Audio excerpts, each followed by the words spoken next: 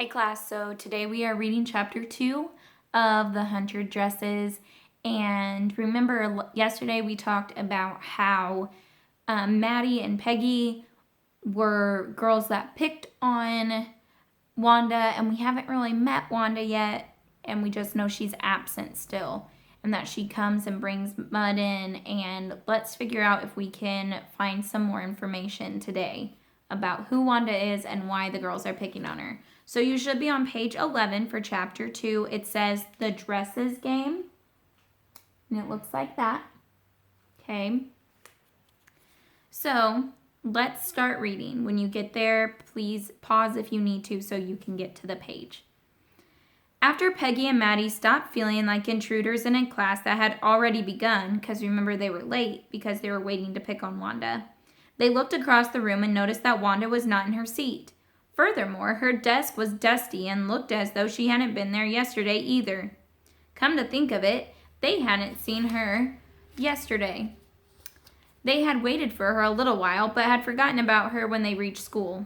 They often waited for Wanda Petronsky to have fun with her. Remember, fun isn't meaning like to play games. They were picking on her. Wanda lived way up in Boggins Heights, and Boggins Heights was no place to live.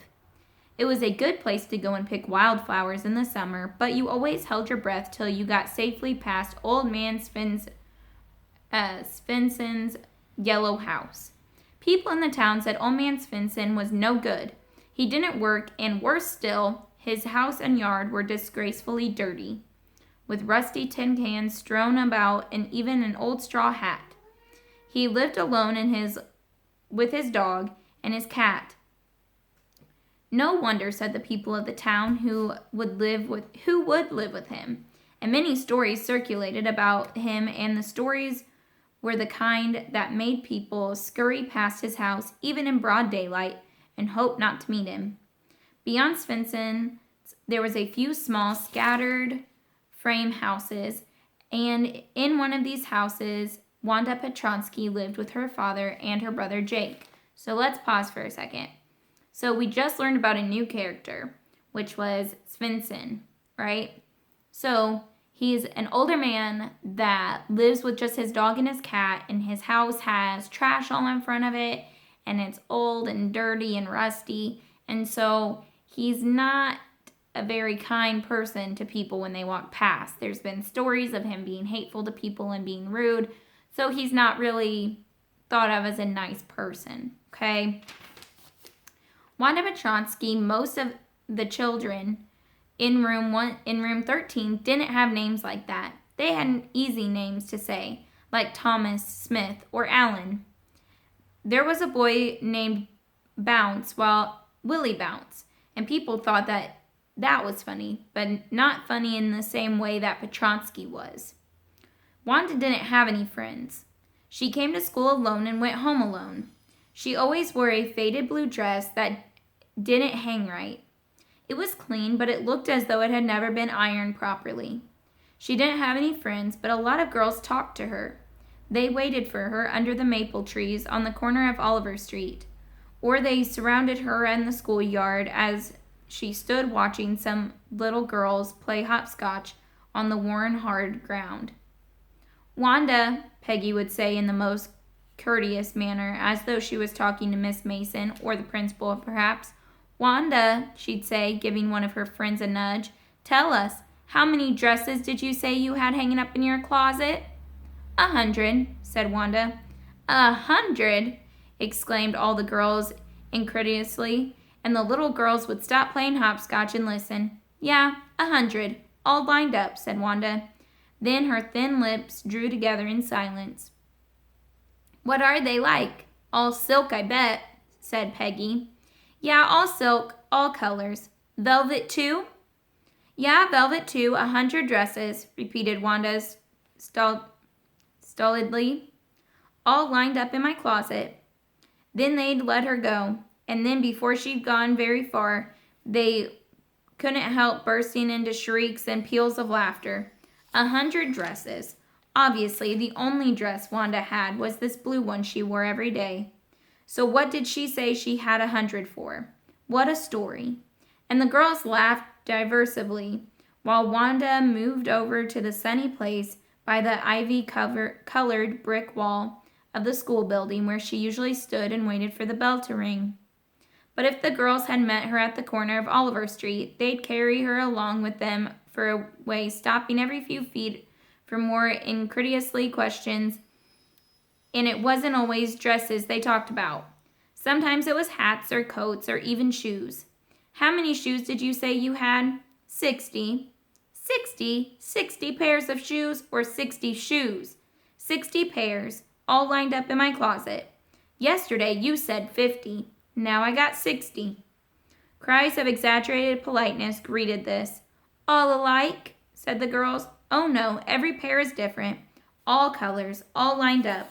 And Wanda would shift her eyes quickly from Peggy to the distant spot, as though she were looking far ahead, looking but not seeing anything. Then the other fringe of the crowd of girls would break away gradually, laughing, and little by little, in pairs, the group would disperse. Peggy, who had thought up this game, and Maddie, her inseparable friend, were always the last to leave. And finally Wanda would move up the street, her eyes dull and her mouth closed tight, hitching her left shoulder every now and then, in a funny way she had, finishing the walk to school alone. Peggy was not really cruel. She protected small children from bullies, and she cried for hours if she saw an animal mistreated. If anybody had said to her, "Don't you think that is a cruel way to treat Wanda?" she would have been very surprised. Cruel? What did the girl want to go and say she had 100 dresses for? Anybody could tell that was a lie. Why did she want to lie? And she wasn't just an ordinary person. Else, why would she have the name like that? Anyway, they never made her cry. So think for a second. Wanda never cried. Wanda lied about how many dresses she had, but just think, why would she do that? Why would she lie about what she had and what she didn't have? And why do you think she didn't cry? Because I know for a fact that if someone was bullying me every day, I'd be pretty upset about it. So these are some things to think about while we read our story. And also, they said Peggy sticks up for kids that are bullied. So why do you think she doesn't realize that this is bullying? As for Maddie, this business of asking Wanda every day how many dresses and how many hats and how many this and that she had was bothering her. Maddie was poor herself. She usually wore somebody's hand-me-down clothes. Thank goodness she didn't live up on Boggin Heights or have a funny name, and her forehead didn't shine the way Wanda's round one did. What did she use on it? Sapillo? That's what all the girls wanted to know. Sometimes when Peggy was asking Wanda those questions in that mock polite voice, Maddie felt embarrassed and studied the marbles in the palm of her hand, rolling them around and saying nothing herself. Not that she felt sorry for Wanda exactly. She would never have paid any attention to Wanda if Peggy hadn't invented the dresses game. But suppose Peggy and all the others started in on her next. She wasn't as poor as Wanda, perhaps, but she was poor. Of course, she would have more sense than to say 100 dresses. Still, she would not like them to begin on her. Not at all. Oh dear, she did wish Peggy would stop teasing Wanda Petronsky. So now we find out that Maddie, even though she's there during it, she doesn't like what's happening to Wanda, but she's afraid that they are going to start teasing her next if she sticks up for Wanda. So think about that. You know how sometimes I say our friends might be treated bad, or someone might say something and they might not even know they're hurting our friend's feelings, or maybe your friend says something and they didn't even know it was a mean thing to say, but maybe we can help them and we can start politely just being like, hey, I don't think that's the nicest thing that you could say, and that might have hurt their feelings. And that's when it's important to stick up for other people, okay? So now I want you guys to get out your novel packet from your orange folder and look at chapter 2, okay? So for chapter 2, it says, a good title for chapter 2 could be, so it's giving you 4 options and they want you to pick which one is a good title for this chapter, which one makes sense.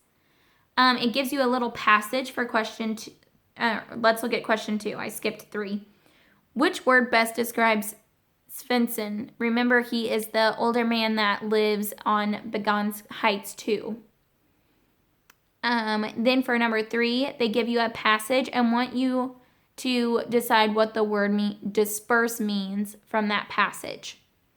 Number 4, they give you 7 lines from the chapter and they want you to put them in order. So you're going to write a 1, 2, 3, 4, 5, 6, or 7 next to it to put them in the correct order in which they happened. Number 5, which word best describes how Maddie feels? Remember, Maddie is Peggy's friend, right? And number 6, most of the chapter uses this literary device. So when we talk about dialect is when a voice or a certain language is spoken. That's a little different, but dialect, I will tell you, is not used in this chapter.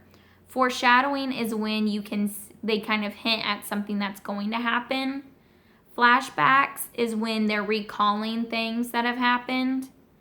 And a pun is when most of you know what a pun is, when you make kind of a joke out of something, okay?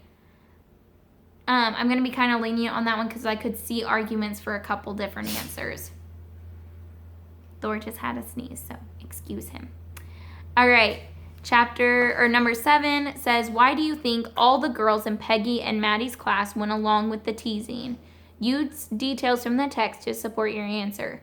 So I want you to say why you think it and then give an example. So if we said that the girls didn't want to tease because of this reason, and I know it because the book said this. Okay, that's what I mean by that. Now, I want you guys to read number 8 really fast. So number 8 says that you need to summarize chapter 2 by writing a somebody wanted but so statement. So you're probably thinking, oh, what statement? A somebody wanted but so statement. So I gave an example. Thor wanted, so somebody was Thor, wanted to play, but Loki was tired, so Thor played with Mowgli. Okay? So this is my somebody wanted but so statement.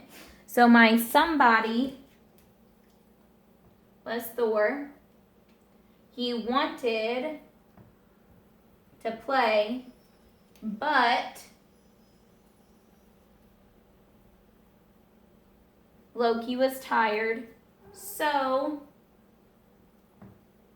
Thor played with Mowgli. Okay?